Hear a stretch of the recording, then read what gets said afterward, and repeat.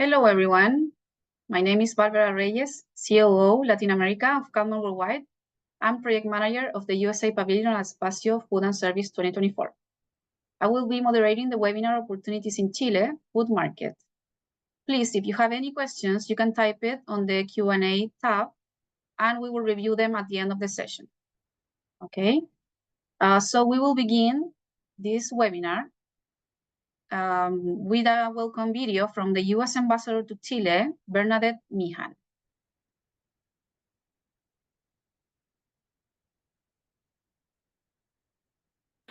Hi, I'm excited to invite you to be part of the U.S. Pavilion at the Espacio Food and Service Show in Santiago, Chile this year.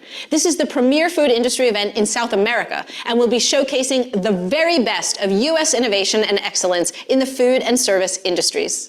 Last year, the U.S. Pavilion featured 19 U.S. exhibitors showcasing over 108 unique U.S. products. It also yielded 173 new business contracts, $320,000 in on-site sales, and over $2 million in overall sales.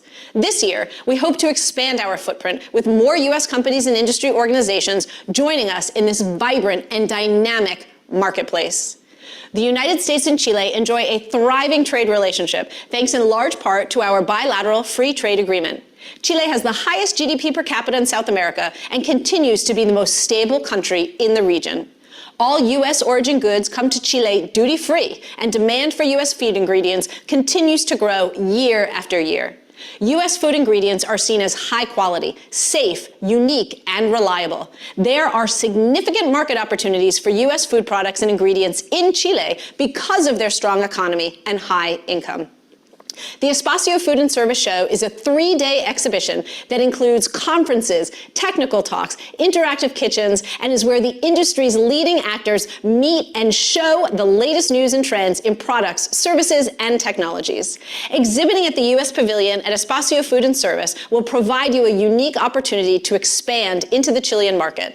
Participating exporters will connect one-on-one with potential buyers through business-to-business meetings set up in advance by Calman Worldwide.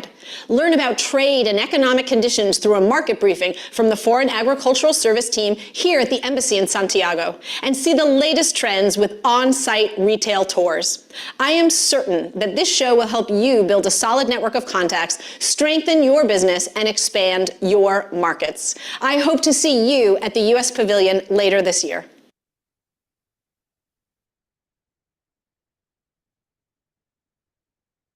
Thank you, Ambassador Mihan, for your kind words. Now we will continue with a market overview from Brett Tate, Agricultural Attaché of the Foreign Agricultural Services in Santiago, Chile. Welcome, Brett. You can begin your presentation. Thank you, Barbara, and good morning or good afternoon to everybody. 2 seconds here, make sure I have control of this. There we go. So thank you all for joining us this morning. We're really excited to have this group together. We're excited to have a lot of interest in the Espacio Food and Service Show this year. It really is, like the ambassador said, the premier show for food and services in Latin America. So I really are glad to get a lot of interest in it and encourage all of you to join.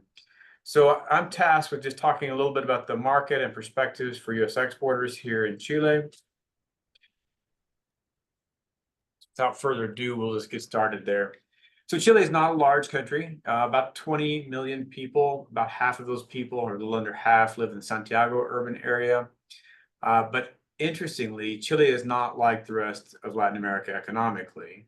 This is a high-income country. It's a wealthy country. GDP per capita is about $30,000. And if you look at all the countries in the Western Hemisphere, from Canada all the way down to the tip of South America, obviously the richest 2 countries are the U.S. and Canada, but Chile and Uruguay are often tied for 3rd place.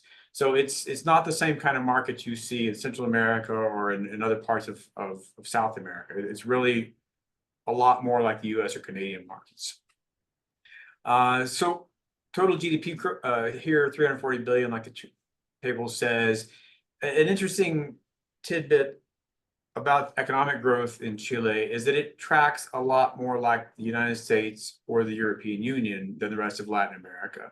So if we think about sort of pre-COVID economic growth, it was steady, steady, steady. COVID happens, it levels off. This happened in the US, it happened in all across the European Union and in Chile as well. So it levels off during COVID.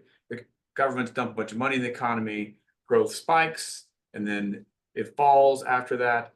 And now most of the countries are starting to recover. So Chile followed that exact pattern. So if you look at economic growth, you saw a spike with government influence. You saw a hangover for last year. Economic growth here was near zero, and now we're back at 2 or 3% growth, and expect that for the foreseeable future. So it's just to say that this economy looks a lot like other developed Western economies. Now, just 30 seconds on ag in Chile, because this is really interesting. People often think about South America as a competitor to the United States.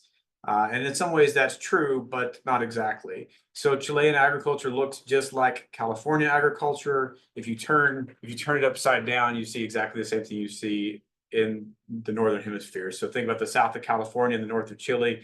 You're getting citrus there, and then as you go further north, table grapes and stone fruit, and then further north you have dairy country, and then even further north into Washington, Oregon, you start seeing forestry.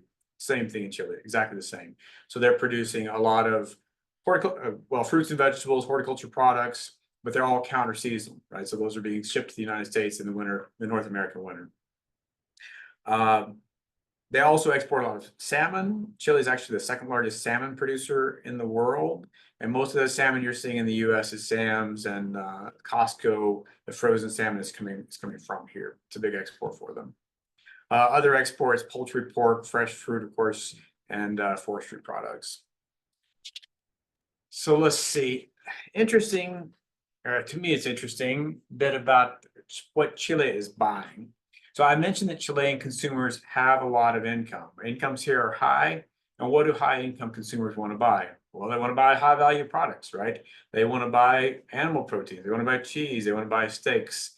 They want to buy distilled spirits and beer. As a matter of fact, last year, Chile was the largest importer of US beer in the world. So I mean, these consumers have money to buy those products, and that's what they're demanding. So if we look at ag and related products from the United States to Chile, you see exactly that trend. So you see that beef is a big chunk of US exports here.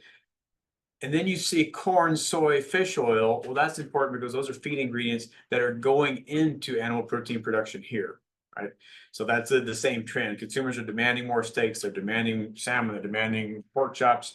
Well, so from the United States, they're either buying those products directly, or they're buying the inputs to produce them locally. And that's what we're seeing here. You see a little bit of drop off in 2023 imports there. That's just economic conditions overall. We don't expect that to be a trend. Who's the competition? That's always a big question.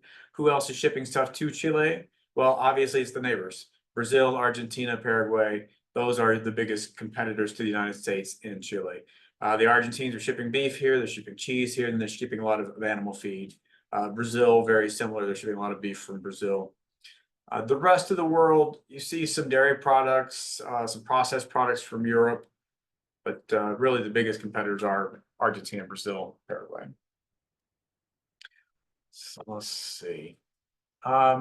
This is what the US shipped the past couple of years to Chile.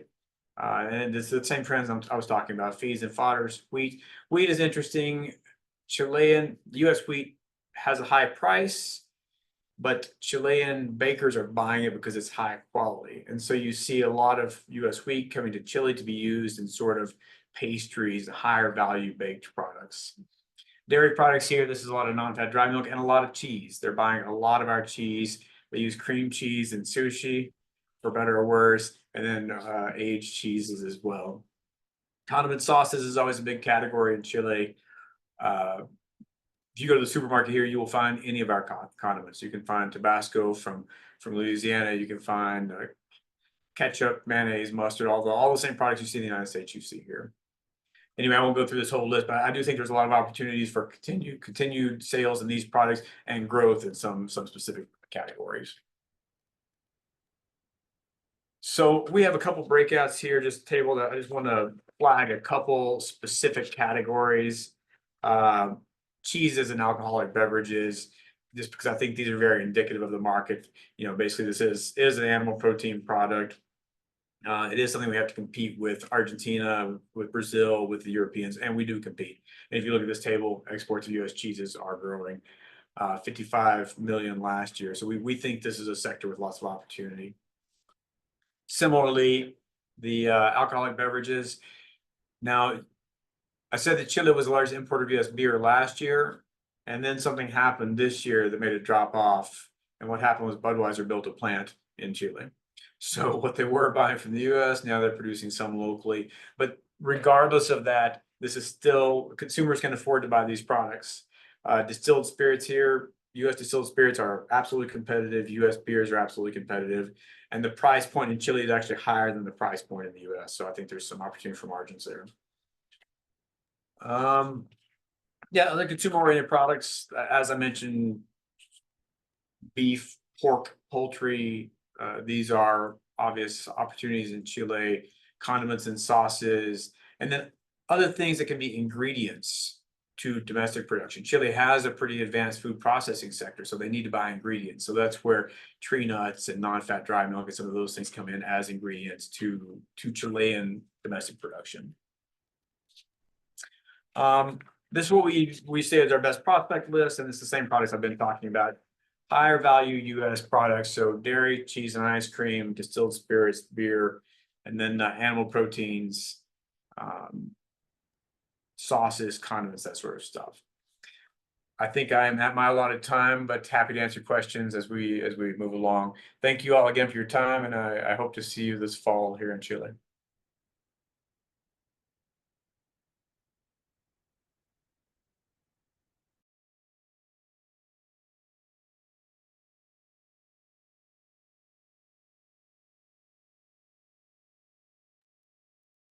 Thank you very much, Brett. That was very interesting presentation. Thank you. Yes, remember, if you have any questions, you can type it in the Q&A tab, and we will review it at the end, okay? Now we will continue with our next speaker.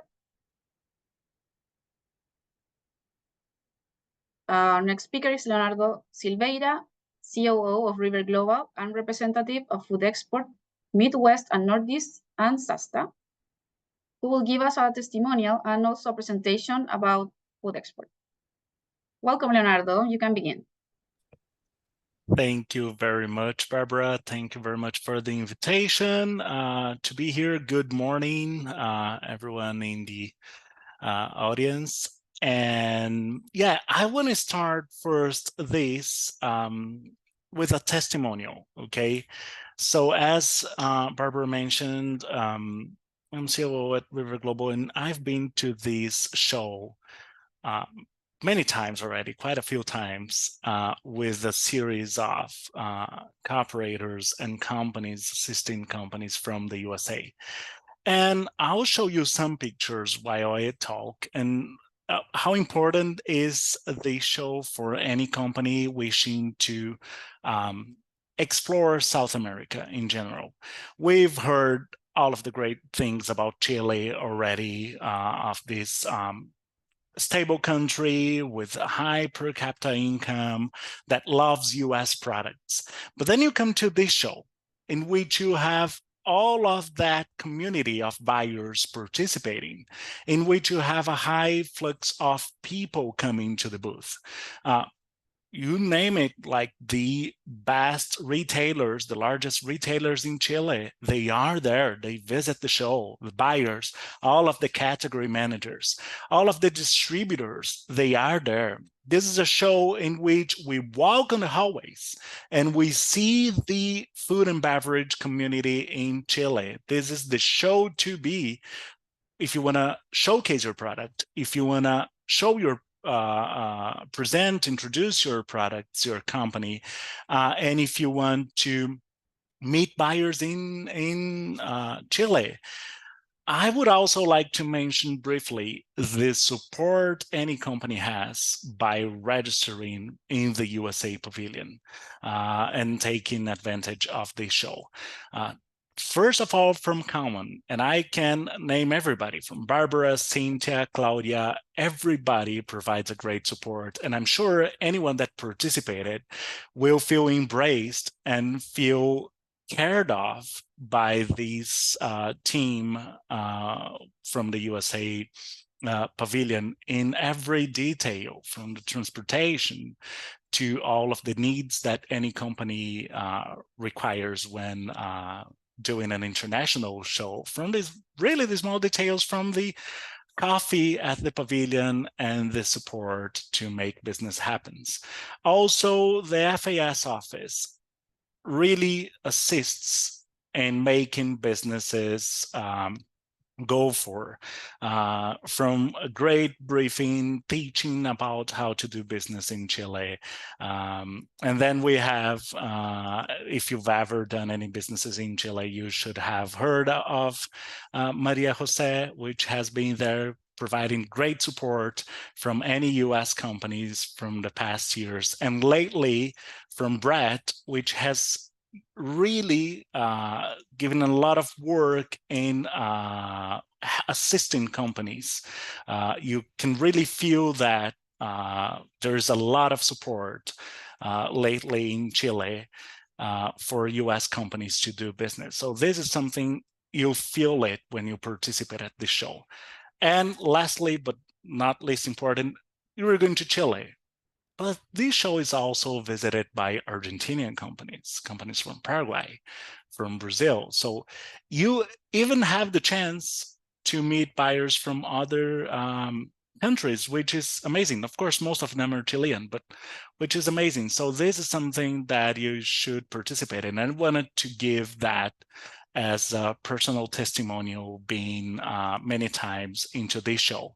And I see some people here in the audience that have participated already at the show before. And this is a good sign when we see that companies, they keep on coming to the show. They see they wouldn't be back if the show was not good. So if they participate again, it means that they see value on their participation. So this is great.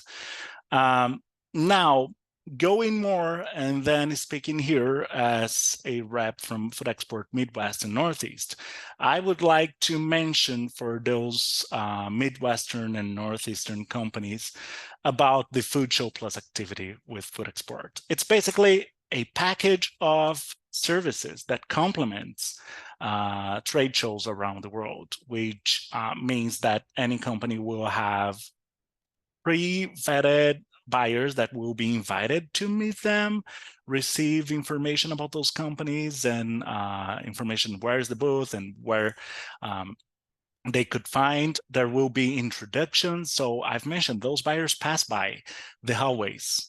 They will be directed to those companies participating into the Food Show Plus. Also, they can take advantage of the representatives for Food Export in the market to ask any questions they have to better prepare for the show. There will be a welcome package with some information received for that specific country, in this case, Chile, about what is included, the retail tour. So if not offered by the pavilion, that would be guaranteed. And then league qualification service, of course. You meet some buyers that are passing by. So if you are not sure about if it's a good buyer or not, we will be able to check that for you and give you support on that. And of course, all of the assistance before and after the show. There are also some additional services that the companies can take advantage of. Oh, I'm sorry. So they can have a dedicated interpreter at all times during show, a store check if needed before a show, and translation of marketing material to go better prepared. Those additional services, they are not included in the package, and I'm gonna talk about that. These services from Food Export is from any company within the Midwest and Northeast USA. You can see the map of the US there. So any states, if your company is in any of the states in the blue or the red area, you can take advantage of that. And to register, it's pretty simple. The early bird registration deadline, it's in August 19th. Actually, the final registration is just a couple of weeks later. But you can register in the link you have in there. The service, the package of service is $250, and any of those additional services, which is the interpreter, the store check, and the translation, it's $75 each. I know this is a long link, but it's pretty simple on Food Expert's webpage, the main page. You just go into, let me play here. You just go into events, you filter by Food Show Plus, and you will find Espacio Food and Service. The link is not working, but it's really go into events, filter Food Show Plus, and you will find Espacio Food and Service registration in there. So pretty straightforward.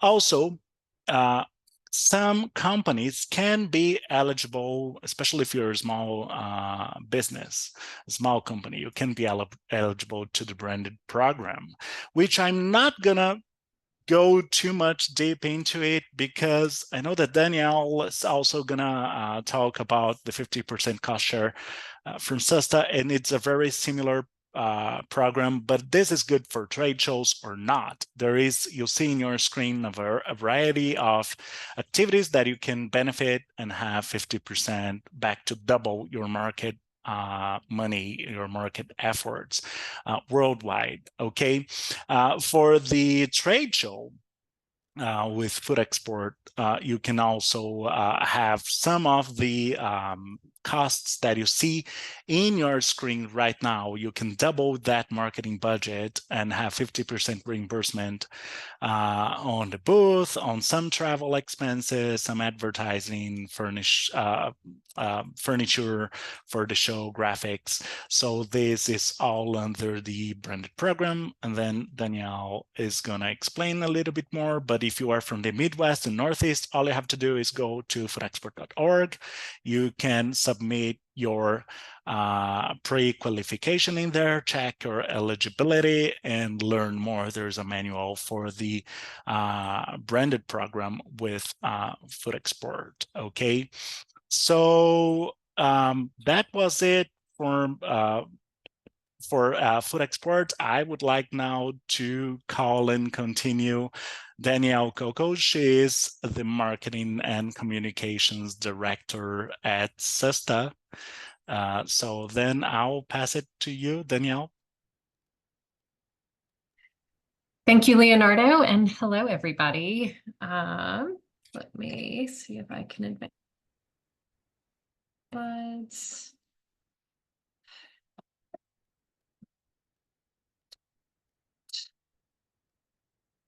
There we go. Okay. Hello. So as Leonardo mentioned, I'm the Marketing and Communications Director at SESTA. So we are a trade association that functions very similarly to Food Export Midwest and Northeast, but we cover the southern region of the US.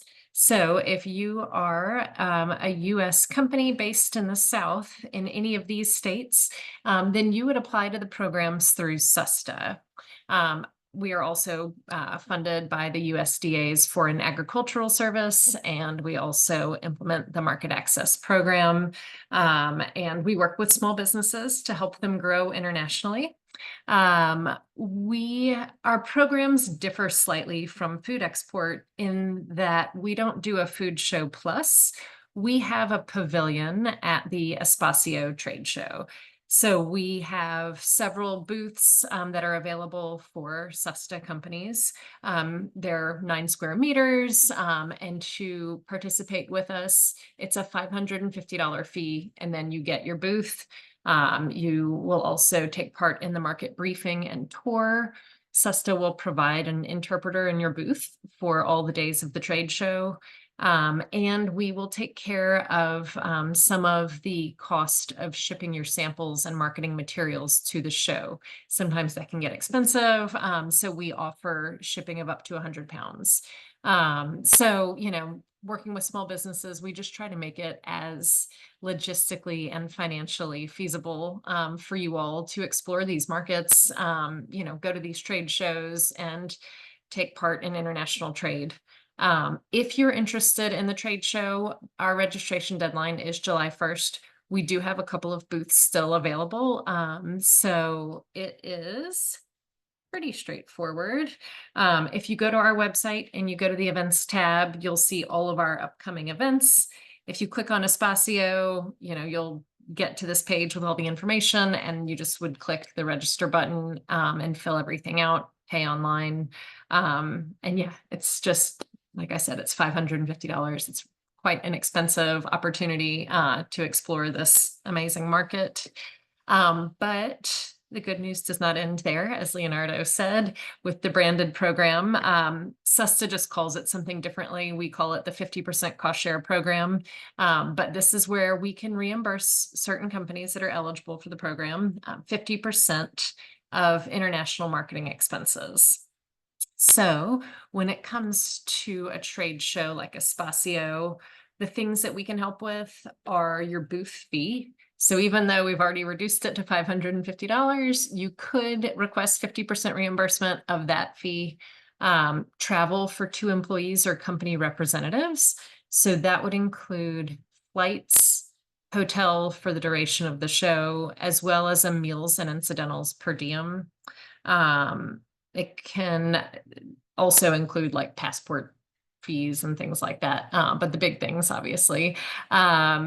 If you want to create giveaway items with your brand, so let's say, you know, you're a cheese company and you want to give away cheese knives that have your brand on them, SESTA could also reimburse half of the cost of creating those kinds of items. If you needed to hire somebody to help work your booth, that's also eligible. Advertising in the trade show directory, you know, the list, as you can see, kind of goes on and on. It's a great program, and we have, this is, you know, we can help with a lot of different international marketing expenses, but going to trade shows is probably the most popular one that we see companies applied to this program for. Naturally, because we are reimbursing federal dollars here, there is an additional application. Same with food export. You know, when you're applying for cost share, it's an annual application that you would do through your MySESTA account. You would just create an international marketing plan for Chile. You would let us know, you know, all these are all the eligible expenses that you could apply for. So you would let us know exactly what you're applying for, you know, your trade show booth, your travel, advertising the show directory, and you estimate in advance how much it's going to cost. Sorry, maybe I went into too much detail. This is like the entire application. I just wanted to show that it's pretty straightforward and easy. So you have, you know, your estimated total, the 50% reimbursement that you're requesting, and that's pretty much it. There is a $250 fee when you apply. That's just a flat fee. And then there is a 6% administrative fee when on the amount that you request in reimbursement. So you might be requesting funds for Chile as well as, you know, France and Thailand. So for everything you're requesting, you would pay the 6% fee on the 50% amount. And then you submit your packaging and labels to us. So we review that. You know, we just have a few check boxes that we have to go through. And then you can be contracted into the program. Like food export, we also have a manual, and we would arrange a call with you when you're applying just to make sure that you meet all of the requirements and that you know, the application is being filled out correctly, but it is pretty straightforward. And when companies are doing these international trade shows, it really makes sense to take advantage of this as well. So that is my presentation. Here's my contact info. If you want to talk about any of this or our other programs offline, please call or email me. Thank you, Danielle. And thank you, Leonardo, too, for your presentation. That's really great information for everyone. So thank you very much. Remember your questions. If you have one, type it in the Q&A. We will review them at the end. So now we will continue with the presentations. I'm going to talk a little about the USA Pavilion at Espacio Food and Service 2024. You can see that, I mean, everyone talked already about the show, but just a summary is that Espacio is one of the most important food shows in Latin America and the biggest in Chile. It will take place in October 1st, 2nd, and 3rd. This will be the 12th edition, and it's located in Santiago, Chile at Espacio Riesgo venue. It gathers more than 31,000 food industry buyers, distributors, suppliers, etc. And every year, the number of local and international exhibitors and visitors increases, which makes an excellent platform for doing business. This is a USDA endorsed show, and actually it's the 4th consecutive time that is endorsed. So for this reason, we are able to offer a full range of services to exhibitors, including the pavilion lounge with snacks and coffee, private conference room, supermarket tours, kitchen demos, etc. Please watch this video that will summarize all the USA Pavilion experience.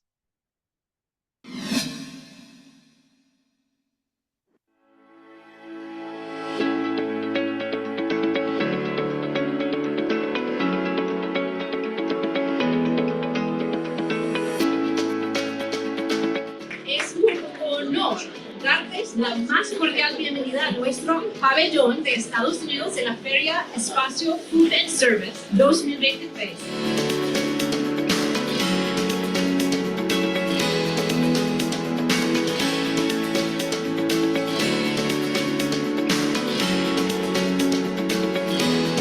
It is really wonderful to be back in this exact hall 1 year since we were last here for the Espacio Food Show in 2022. We're very hopeful that on this same space next year, some of those companies will choose to be part of the USA Pavilion.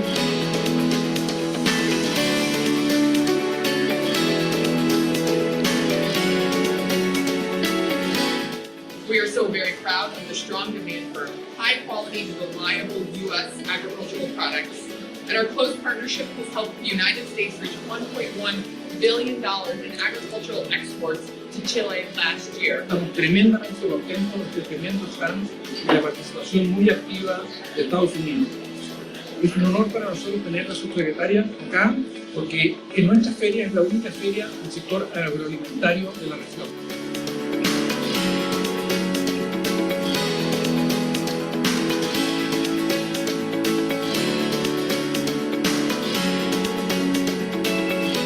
I think today is a really great example of how food can blend cultures together, and we had some great Chilean ingredients combined with some fabulous high-quality American ingredients to be able to really blend our cultures together and provide a delicious dessert that I know I will take home and make back in the United States.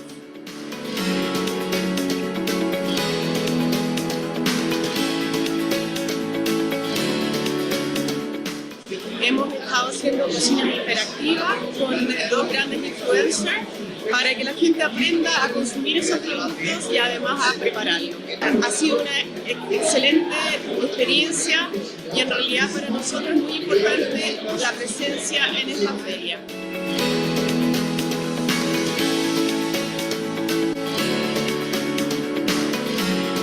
Estamos promoviendo toda la categoría de lácteos, específicamente quesos hechos con leche 100% de vaca de California.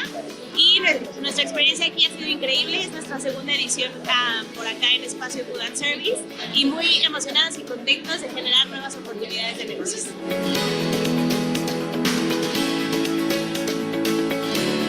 Estamos muy emocionados para poder completar la demanda que ustedes tienen actualmente con los quesos.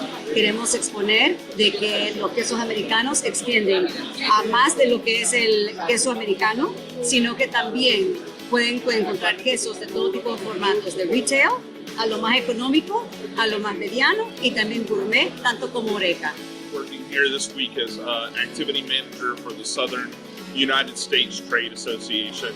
We're excited to be here at Espacio 2023 with 5 of our different companies across the southeastern region of the United States.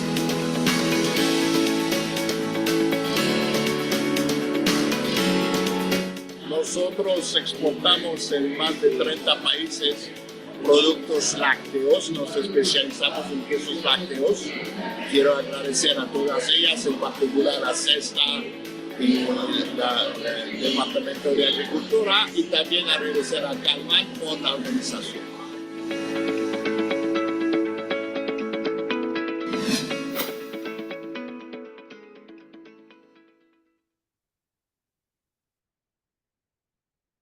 Thank you, everyone. If you have questions about how to participate at the USA Pavilion in Espacio Food and Service Chile, please contact us. Here you have the contact information. You can send us an email or call us, and we will be happy to assist you. So now we will continue with the questions, okay? So now is the moment for you to write it in the Q&As, and we will review a couple, okay?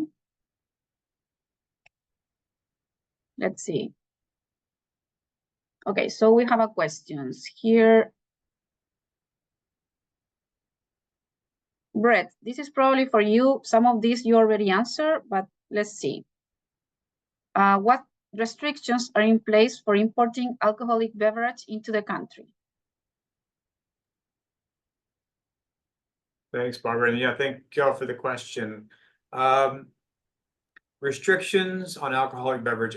I would say in general terms, restrictions are pretty light. There are no tariffs or duties or quotas on U.S. products, including alcoholic beverages to Chile. So that's a non-issue. There is an excise tax charged on alcohol and tobacco here in Chile, so that you'd be liable for that. But that's charged to all our competitors as well as domestic producers. Labeling requirements, you would have to meet labeling requirements, and today Chile requires labels that basically a set of images that say that alcoholic beverages are bad for pregnant people and for children and for drivers. But yeah, that is basically it. In some instances, those labels can be applied with a sticker, so that's something you can work through. But in general, those barriers though are pretty light. Perfect, that's good. Another question, what USA products appears to be in the most demand? I guess I'll take that too, and my colleagues can chime in if they have different opinions. But like I was saying earlier, high demand products here are premium products. You know, our high end steaks are in high demand. Our high end cheeses are in high demand. High end animal products just in general, right? High end pork, high end poultry products, those are all in high demand. Sauces and condiments are always on our short list, and then ingredients. So basically think about what consumers with resources can buy. That's one set, and then ingredients that can be used for domestic manufacturing to be sent wherever. Perfect, thank you for the answer. I have another one. Do food store chains tend to buy from local distributors, which handle the importing, or do the larger chains do their own importing?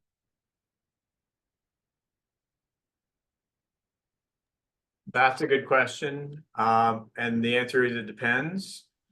There's one large chain here that imports directly, and so that does happen. But there are also large chains here that work through distributors. So for example, the local Walmart chain, it's called Leader, but it's owned by Walmart. They work through third-party companies that are importing the products. Meanwhile, Cencosud, which owns Fresh Market in the United States now, they often import directly. So you see a little bit of both. Yes. I have another one. When it comes to current premium gourmet food trends in Chile, what specific products are being requested right now? So in premium gourmet food. I mean, that's a little bit of a tricky question. I think trends in Chile are not so different than trends in the United States. Things that are things that are currently trendy, currently sort of in style in the US are also in style here. There's a trend toward more directly sourced food. There's a trend toward more natural foods. Folks here are concerned about hyper processed products. And so, it's not, again, not sort of from the US. I think we're seeing a growth in organic food consumption here as we are in the US, as we are in Europe. So it's the same kind of trends you see there. Yes, okay, great. I have another one that is about the organic. What is the current demand trends for shelf-stable organic goods? I mean, I guess what are the current trends for organic products? Demand is increasing. I mean, as it is in the US, like I said, it's the same consumption trends you see in the United States, you see here. I don't think I'm entirely clear on shelf stable. If we're talking about like shelf stable dairy products, shelf stable milk, that is all over this market already in organic and traditional. It would just depend on the product if we're talking about shelf stable, but just overall organic stuff is in demand. Demand's increasing.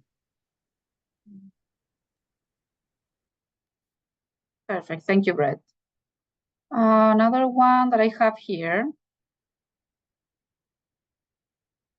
is, are the Chilean importers looking for just US brands, or is there also a market for products produced under the Chilean importers' private label?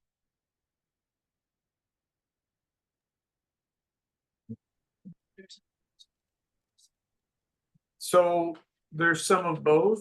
I mean, US brands are seen as premium here. Having a US product with the US label on it is, I mean, folks associate quality with that US product, right? So there's definitely demand for US brands. Now, so the second part of the question, I guess, was about products that aren't necessarily US branded. And yeah, there's demand for those as well. So for example, one of the large supermarket chains here sells frozen pizzas, which are imported, but they are packaged domestically and sold under the local store brand. We see the same thing with cheeses, where bulk cheeses, bulk cheddar cheese is shipped here. It's cut and wrapped in a domestic facility and then sold as a Chilean brand. So it doesn't have to be US brand. You see some Chilean branding too that sticks. Perfect, thank you, Brett. Do most Chilean importers want to deal directly with manufacturers, or do they look for brokerage to save them time by being able to provide products from many manufacturers? I think, I mean, it's going to depend on the individual, and I don't want to speak for the whole universe of buyers, but we hear a lot of companies say they want to deal directly with manufacturers. They want to go to the source and deal directly with the folks that are producing them. Perfect. Okay, I have a couple of questions and we will end. Any data on demand for US pulses such as lentils, chickpeas, etc.? Look, Chile is a huge importer of pulses. They are importing pulses from Argentina, though the quality is not great, and they're importing pulses from our arch enemy, the Canadians. Pulse imports, if we are competitive in quality, I mean, if quality is equivalent, I guess, then it's just a price game. I think that with the Canadians, our quality is the same, and it's basically whether you're in North Dakota or on the Canadian side, it's the same area, so the quality is going to be very, very similar. So in that case, it's just a price game. But yeah, I think that you can sell pulses here. This is a market for pulses, and then US companies should be exploring them. Perfect. Thank you, Brett. Thank you very much. I think I have a question here for Leonardo. For the 50% reimbursement, can we apply for the Food Show Plus as well? Okay, so yeah, for the 50% reimbursement with food export, you can apply to the cost of the booth, to the marketing material, to some of the travel expenses. So the costs that you will have if you are a company from the Midwest and Northeast involved in participating in this show, you can double that. You can do more. You can do more marketing. You can do more in terms of sample shipment because you will have 50% reimbursement.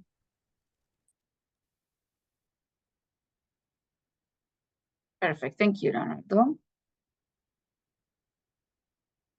I think this one is for Danielle. I would like to know what does the $550 covers on the Chile trade show? Thank you. Yep, sure. So that is your booth fee. So you will get your own 9 square meter booth. It's a market briefing and tour. It is the freight. So we will also pay for up to $100 in shipping. And we'll provide an interpreter for the booth as well. So it's like a whole booth package to exhibit at the show, and then you'll be within the SUSTA pavilion. So we'll have our consultant in there and at the show on site, as well as a SUSTA activity manager. So it kind of covers all of that with support as well.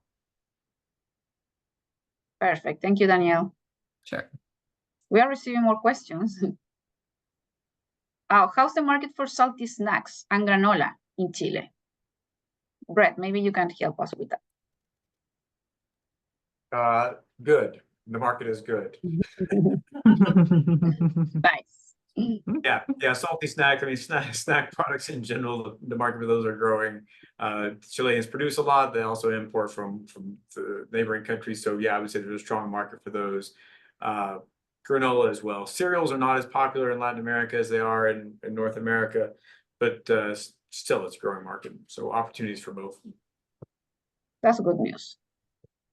And I think I have the last question. We have recently seen an increase in regulations on meat products, especially programs like American Way U. Is there any hope of making this more flexible? How do you see the future of imports of these products? Well, so I guess couple comments on that. Chile's beef regulation is very clear and is not very different from the U.S. beef regulation. Our systems are considered equivalent by the regulatory agencies on both sides. So, I mean, U.S. beef can access this market pretty freely and vice versa. The kicker with Wagyu is that it has to be graded. All beef coming to Chile has to be graded. I understand the reason we wouldn't grade Wagyu and the silliness behind that, but frankly, it's in their law. It's written in law, and so we don't have any way to change it.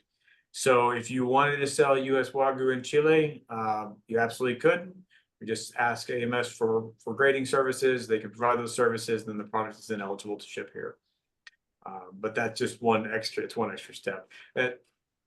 I don't expect that rule to change, certainly not in the near term. It's something that the Chileans are aware of and we are advocating to change, but since it's in statute, since it's in law, it's going to be a slow change. Right. Great. Okay, this is the last question. Are there room for refrigerated products?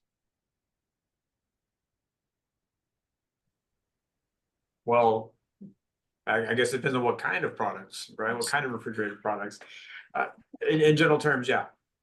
You know, just general terms, there is demand for refrigerated products. But again, it's going to be we need to know more about what specific products you're looking at. Great.